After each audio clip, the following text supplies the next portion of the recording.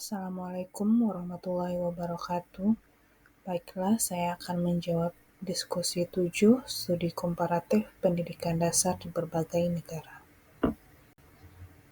Pertanyaannya yaitu, di suatu sekolah dasar di Indonesia, terdapat kecenderungan bahwa guru-guru memberikan lebih banyak perhatian pada partisipasi aktif anak laki-laki dalam pembelajaran sains, sementara anak perempuan sering diabaikan.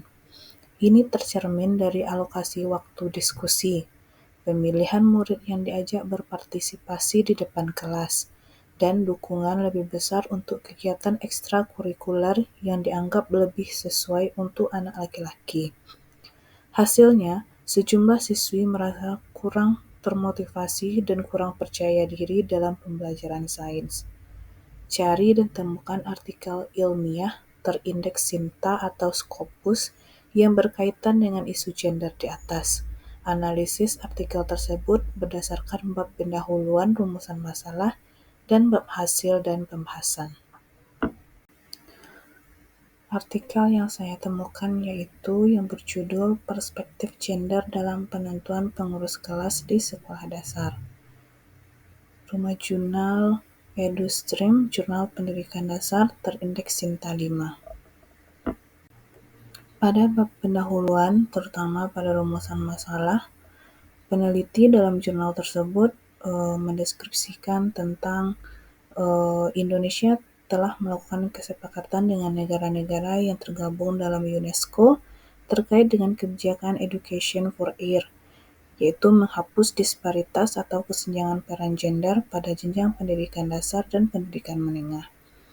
Jika dilihat saat ini, pelaksanaan Education for Air masih belum sepenuhnya diterapkan di semua sekolah di Indonesia. Ini dibuktikan dari ketidakadilan peran peserta didik dalam mendapatkan posisi atau peran sebagai pengurus di dalam kelas.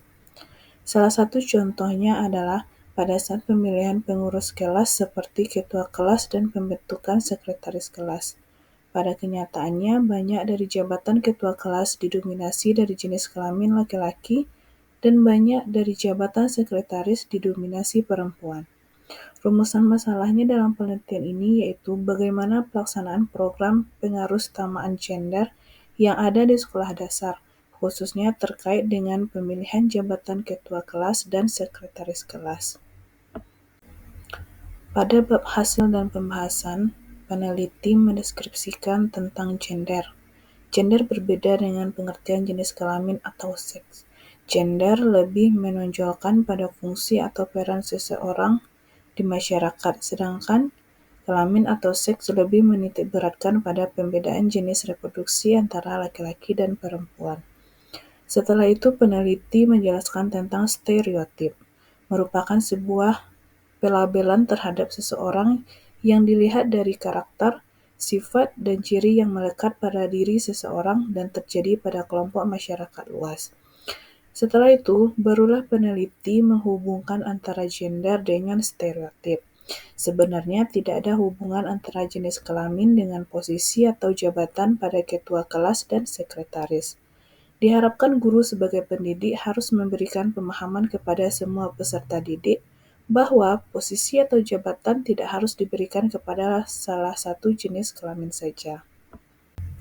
Jika dilihat dari hasil penelitian menatakan beberapa bias ditemukan gender dalam pendidikan, yaitu kepatuhan dan ketaatan akan mengikuti aturan untuk berpenampilan rapi dan tertib, biasanya didominasi oleh perempuan. Peserta didik laki-laki dipandang punya masalah dalam belajar daripada peserta didik perempuan. Pihak sekolah cenderung menstereotip perilaku laki-laki sebagai peserta didik yang sering membuat masalah, dan sedangkan perempuan lebih penurut atau patuh. Peserta didik laki-laki sering mencari perhatian, sedangkan perempuan lebih banyak diam. Dari beberapa kasus, banyak guru menghabiskan waktu untuk mengawasi perilaku peserta didik laki-laki daripada perempuan. Peserta didik laki-laki kemungkinan cenderung mendapat nilai rendah daripada peserta didik perempuan.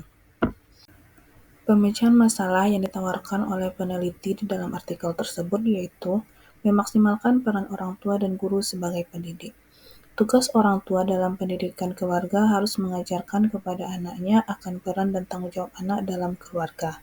Anak laki-laki dapat membantu saudara perempuannya untuk melakukan pekerjaan rumah seperti membersihkan rumah.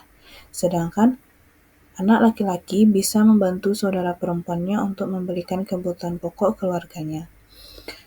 Guru dan sekolah harus mampu memberikan kesempatan sama kepada peserta didiknya untuk menjadi ketua kelas dan sekretaris, sehingga tugas guru adalah untuk mengembangkan potensi dasar peserta didiknya.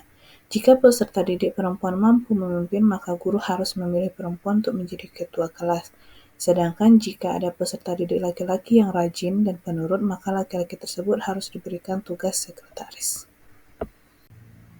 Sekian dan terima kasih. Assalamualaikum warahmatullahi wabarakatuh.